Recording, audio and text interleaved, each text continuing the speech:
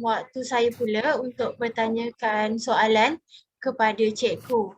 Jadi pada permulaan tadi cikgu ada menyebutkan bahawa cyberbullying ni dia merupakan satu komen ataupun kritikan yang negatif kepada seseorang. Jadi kebanyakan komen-komen tu dia macam berunsurkan macam body shaming. Jadi dekat sini saya nak tanyakan cikgu, pada pendapat cikgu, apakah yang cikgu faham mengenai body shaming? Sebab macam Nurin Adiana dicakap tadi, cyberbullying ni dia selalu berlaku di kalangan golongan remaja. Jadi saya nak tahu, apakah punca-punca yang sering berlaku mengenai isu-isu perbuatan body shaming dalam kalangan remaja?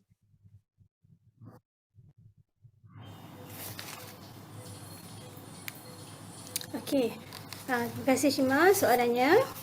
Okey, kalau kita lihat body shaming ni merupakan salah satu bentuk bully cyber lah. Dan body shaming ni lebih kepada perbuatan menghina, mengejek, untuk tujuan memalukan seseorang lah. Lebih kepada menghina rupa fizikal, warna kulit dan sebagainya lah. Okey, kalau kita lihat juga sebenarnya body shaming ni dah lama juga berlaku. Macam juga masalah bully. Okey, cuma dia pun berkembang ikut kecanggihan teknologi. Okey.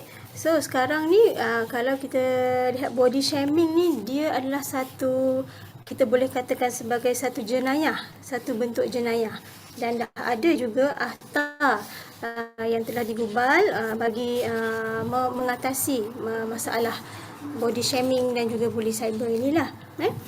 Dan yang saya faham setakat ini, body shaming ni itulah perbuatan mengkritik, mengejek, menghina rupa-rupa, lebih kepada rupa fizikal seseorang lah. Okey. Dalam mana-mana aplikasi ataupun media sosial yang berkenaan dengan teknologi lah. Okey, dan kalau kita lihat puncanya juga daripada pembacaan saya dan juga daripada hasil sesi temu bual saya dengan murid-murid yang juga mengalami masalah body shaming ini dalam lingkungan sekolah lah. Antara punca yang boleh kita kenal pasti, antaranya ada pembuli ataupun pembody shaming ni lah. Maksudnya orang yang melakukan body shaming ni alasannya hanyalah untuk berjenaka. Okey, kalau kita tanya kenapa, alah biasalah cikgu, gurau-gurau. Dia menjadikan rupa bentuk paras fizikal seseorang itu sebagai satu bahan gurauan. Okey. Dan sebenarnya ada juga yang kata itu adalah satu cara untuk memotivasikan orang lain untuk merubah rupa fizikal mereka. Tapi bagi saya itu satu bentuk motivasi yang berunsur negatif lah kan, sebab dia dengan cara yang tidak berhemah. Okey. Selain itu, kalau kita lihat punca juga, sebenarnya ada dalam kalangan pembuli ini, orang yang melakukan body shaming ini, sebenarnya dia telah melalui fasa itu sendiri. Okey, di mana sebenarnya dia sendiri tidak suka kepada rupa bentuk ataupun rupa paras dia sendiri. Yang contohnya sebelum ni dia mengalami masalah berat badan. Okay, tapi kemudian dia berjaya menurunkan berat badan. Dan dia tidak suka kepada berat badan yang berlebihan. Dan apabila berlaku seperti itu, dia memprojeksikan apa yang dia tidak suka tu kepada orang lain. Okey, contoh bila dulu dia badan besar, sekarang dia dah berjaya badan kecil, dan jumpa orang yang badan besar, dia akan melakukan body shaming kepada orang itu. Maknanya dia telah mengalami peristiwa itu sebelumnya lah. Dan secara langsungnya dia akan mengkritik orang itulah supaya tidak berbadan seperti itu. Oleh kerana dia dah berjaya memperbaiki rupa fizikal dia. Okey. Dan antara lainnya juga punca yang kita boleh kenal pasti adalah kurangnya kemahiran interpersonal dan juga intrapersonal lah. Di mana kalau kita kurang kemahiran interpersonal dan intrapersonal itu kita lazimnya akan bertindak ikut suka kita. Contoh apa kita nak cakap, apa kita nak tegur, dan tingkah laku kita ni berdasarkan apa yang kita fikirkan betul. Bagi kita betul, tapi kita tidak mempertimbangkan situasi dan perasaan orang lain yang kita kata itu. Kita rasa apa yang kita nak cakap, kita cakap aja. Maksudnya dalam arti kata yang sangat mudah, cakap ikut sedap mulut lah. Macam tu. Dan kemudian kalau kita lihat situasi sekarang ini dengan IG-nya, dengan Twitter-nya, semua orang berlumba-lumba sebenarnya nak ada ramai follower, nak ada ramai pengikut, nak banyak orang like apa status dia ke, dan itu juga sebenarnya kita boleh kaitkan dengan masalah bully cyber dan juga body shaming ini. Di mana kebanyakannya orang yang melakukan body shaming dan bully cyber ini, dia sebenarnya ada satu sifat yang berani. Dia berani, dalam masa yang sama dia ingin mencari perhatian. Dia nak tarik follower, nak tarik perhatian ramai orang. Dan bila walaupun status kita itu berunsur negatif, tapi kadang-kadang negatif itulah yang orang akan suka baca, orang akan suka tengok, orang akan lebih tertarik. Jadi dia tak kisahlah sama ada dia akan mendapat kecaman, mendapat komen, dia tak kisah. Jadi asalkan dia dapat menarik perhatian, dia akan memberikan pendapat dia tentang sesuatu, tentang sesuatu, contoh keperluan menjaga kecantikan, bagi wanita, contoh, tanpa mengambil kira situasi-situasi orang lain. Dia bercakap berdasarkan diri dia sendiri, dan dia tidak cuba untuk duduk pada keadaan orang lain yang mungkin bila dia nak menjaga kecantikan, dia ada masalah-masalah yang lain lah. Kemudian faktor keluarga juga kita tak boleh ketepikan jugalah, di mana kita memang dah sedia maklum kalau orang itu dia suka membuli, dia bertindak agresif, kadang-kala ada kait mengaitnya dengan cara ataupun gaya didikan yang diterapkan dalam keluarga individu itulah. Jadi persekitaran yang tidak sihat dalam keluarga individu itu membentuk satu personality yang negatif bagi pembuli ataupun orang yang melakukan body shaming ini, di mana dia lebih suka mengkritik, dia lebih suka menyakiti orang lain oleh kerana cara didikan yang dia sendiri terimalah. Bagi saya itu sajalah yang punca-punca yang boleh saya kongsikan berkaitan dengan mengapa ada orang yang suka melakukan body shaming ini. Terima kasih atas perkongsian dan jawapan yang sangat menarik. Jadi seterusnya saya akan teruskan kepada rakan saya untuk bertanyakan soalan yang seterusnya kepada Cik. Terima kasih Shima. Soalan yang seterusnya, sebagai seorang guru kaunseling, apakah pandangan atau nasihat yang cikgu akan berikan kepada murid cikgu sekiranya mereka menjadi mangsa buli cyber ni? Terima kasih Ayu. Sebagai seorang guru bimbingan dan kaunseling, apa yang boleh saya katakan kepada mereka yang mengalami masalah body shaming dan bully cyber ini, salah satu keyword yang pentingnya adalah kita cuba untuk bertindak secara positif lah, dan kita ambil perkara tersebut sebagai satu cabaran yang positif untuk kita lebih memperbaiki diri. Contoh orang ejek ke, orang body shaming kita, kita cuba terima perbuatan yang negatif itu dengan cara menjadikannya sebagai satu cabaran yang positif, supaya kita tidak terkesan sangatlah. Memang sebenarnya kalau orang buat body shaming dekat kita, kita memang sangat memang kesannya sangat hebat lah, itu saya akui sendirilah. Cuma kita boleh mengubah bentuk negatif itu kepada sesuatu yang lebih positif. Okey, dengan cara ambil dia sebagai satu cabaran. Okey, orang ejek, okey mungkin kita kena terima. Okey, apa yang kurang kita perlu, yang kita boleh perbaiki, kita perbaiki. Okey, kemudian saya juga ada berkongsi dengan mereka lah supaya bila berlakunya perkara-perkara sebegitu kita jangan cepat melatah. Okey, dan kita perlu bertindak balas secara rasional dan berhemah. Okey, supaya kita ni tidak sama level lah dengan pembuli ataupun orang yang melakukan body shaming terhadap kita.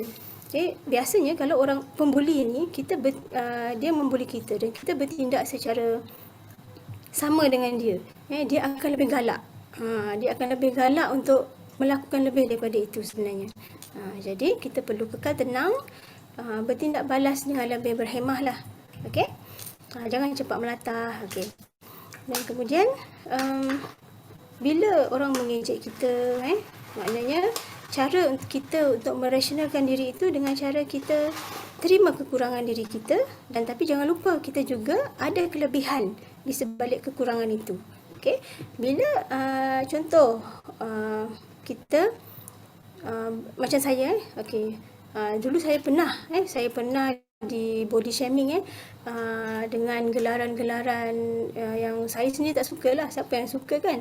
Oleh kerana saya bertubuh rendah, okey, kawan-kawan saya dulu menggelarkan saya pendek. Pendek macam tu kan. Jadi itu perkara yang saya tidak suka. Okey, mereka memanggil saya dengan gelaran sebegitu, saya tak suka. Tapi cara saya mengatasi body shaming itu adalah dengan cara saya fokus kepada kelebihan diri saya pula. Okey, saya akui memang saya bertubuh rendah, memang saya pendek tu memanglah kan. Okey, itu kurniaan Allah pada kita. Kita tak boleh nak ubah lah. Okey, jadi saya terima kekurangan itu dan fokus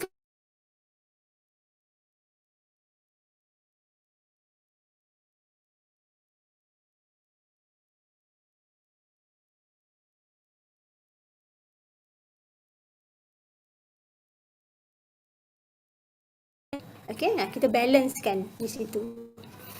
Okey, dan untuk sekarang ini, oleh kerana bully cyber dan juga masalah body shaming ini sangat berleluasa, negara kita kan dah ada wujudkan akta dan undang-undang. Okey, jadi kalau berlaku seperti itu, kalau mangsa bully itu dia rasa dia perlu membuat aduan, bolehlah membuat aduan, dan saya selalu kongsikan dengan pelajar-pelajar saya lah mana saluran yang dia boleh pergi untuk membuat aduan.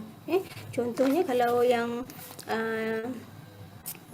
jenayah cyber ni, body shaming dan sebagainya, dia boleh buatkan aduan melalui email atau telefon, kepada ni lah SKMM, Suruhanjaya Komunikasi Multimedia Malaysia.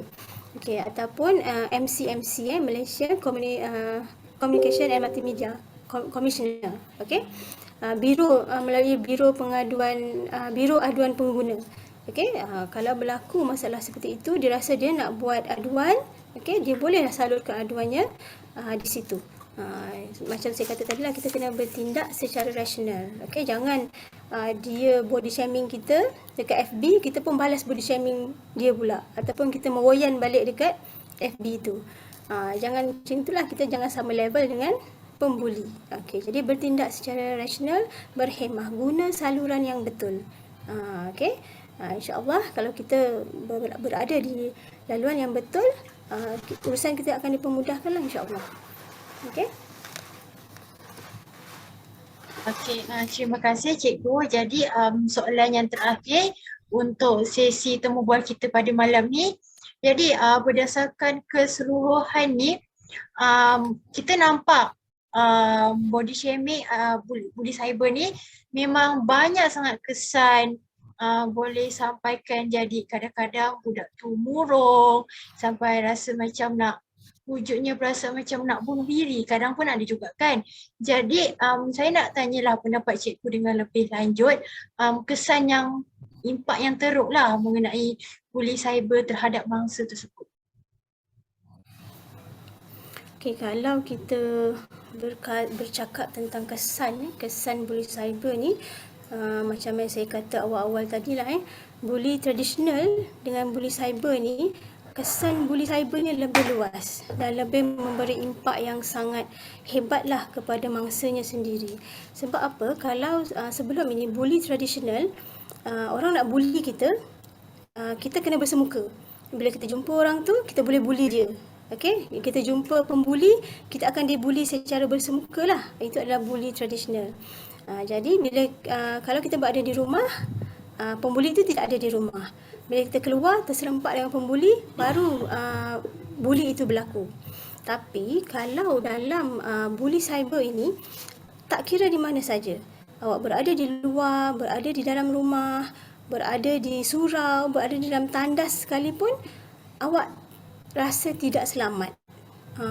Di situ kita dapat lihat kesannya sangat hebat lah.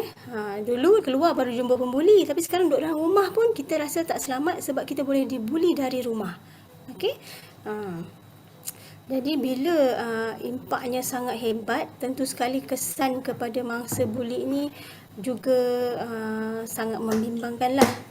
Dan apa yang berlaku sekarang ni, selain masalah buli cyber ini juga, apa yang berlaku dalam kalangan remaja ni adalah peningkatan dari segi masalah kesihatan mental. Okey. Dan buli cyber dan juga body shaming ini adalah antara penyumbang kepada masalah kesihatan mental inilah.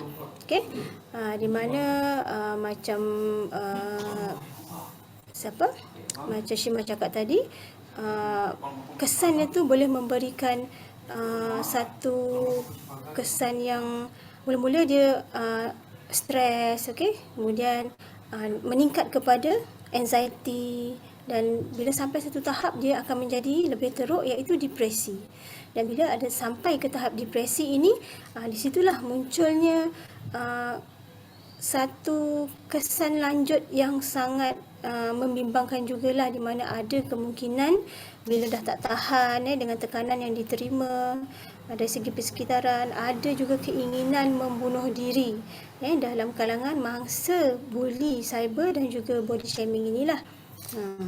Selain tu juga, selain masalah kesihatan mental, ada juga berlaku gangguan kecelaruan pemakanan. Contoh, kalau kita orang individu itu dia bertubuh besar, bila ejek, gemuk, gendut dan sebagainya, dia akan mengalami kecelaruan di situ. Mungkin dia takut nak makan, dah makan nanti dia muntah, yang mana boleh menjadi masalah-masalah yang lain lah, bulimia nervosa ke dan sebagainya lah. Ada istilah-istilah psikologikal di situlah. Okey, kemudian mangsa juga akan menjadi kurang keyakinan diri. Okey, contoh saya sendiri dah dulu, bila saya di body shaming sebegitu, saya rasa sangat dah saya ni memang bertubuh kecil. Okey, bila dibuli sebegitu, saya rasa lagi kecil. Saya rasa lagi kecil diri saya. Jadi macam keyakinan diri tu sangat kurang lah. Jadi nak berdepan dengan orang pun kita malu, nak berjalan depan orang pun kita takut-takut. Okey. Dan kadang-kadang bully cyber dan juga body shaming ni juga dia boleh menyebabkan masalah kesihatan fizikal jugalah, selain masalah kesihatan mental. Okey, contohnya kalau dengan tekanan-tekanan yang diterima, bukan saja mengurangkan, contoh kalau kita stres, ada orang yang dia tak lalu nak makan, tapi ada orang stres dia makan berlebihan. Ada banyak jenis lah di situ. Jadi bila dah terlalu banyak makan, okey, tahap gula dalam darah dan sebagainya, itu pun dapat merisikokan individu menjadi satu penyakit kronik pula pada dia. Selain masalah kesihatan mental, masalah kesihatan fizikal pun akan mempengaruhi individu yang menjadi mangsa buli lah. Okey. Okey, terima kasih. Boleh cikgu. Okey, untuk rakan-rakan saya, ada tak untuk penambahan sebarang soalan dia nak bertanya sedikit? Ya, cikgu, boleh tak cikgu bagi tahu satu, kita tahu macam banyak cara-cara untuk kita mencegah, macam buat kempen semua tu ataupun ketat kuasa, ketatkan undang-undang. Tapi boleh tak cikgu bagi satu je yang cikgu rasa paling terbaik langkah untuk mencegah buli cyber? Okey, bagi saya lah sebagai seorang guru pembinaan kaunseling di sekolah, kita perlu memainkan peranan masing-masing lah macam kerajaan, apa yang kerajaan boleh lakukan dengan menggubal akta dan sebagainya. Okay? Dan saya sebagai seorang guru di sekolah, saya rasa antara perkara yang kita boleh lakukan untuk mencegah, membenteras buli cyber ini adalah dengan melaksanakan program-program khusus lah. Contoh sebelum ini, tahun-tahun sebelum ini kita ada program anjuran JPN, KPM dan bersama dengan NGO. Yang saya ingat program tu namanya Cyber Safety Program. Dalam program Cyber Safety Program tu, dia melatih fasilitator yang terdiri daripada guru bimbingan dan kaunseling dan para NGO tentang cara-cara bagaimana nak mengajar, bagaimana nak memberi pendedahan kepada murid-murid, kepada masyarakat, apa yang kita perlu tahu tentang buli cyber, tentang body shaming dan bagaimana cara untuk kita mengenal pasti, mengatasi dan menyalurkan apa yang kita boleh buat, maksudnya kalau kita berhadapan dengan situasi itu. Maknanya memberi kesedaran lah apa yang kita boleh lakukan jika kita terlibat dengan masalah buli cyber ini. Okey, terima kasih cikgu atas perkongsian yang menarik. Jadi, saya harapkanlah dengan video temu bual secara santai yang kita buat ni dapat memberi kesedaran kepada orang ramai mengenai betapa bahayanya buli cyber itu yang boleh membuatkan, macam cikgu cakap, membuatkan seorang kalangan remaja tu stres, kemurungan. Jadi semoga perkongsian kali ini dapat memberi manfaat kepada semua orang. Sekian, terima kasih. Terima kasih. Terima kasih cikgu. Sekejap nak ambil gambar.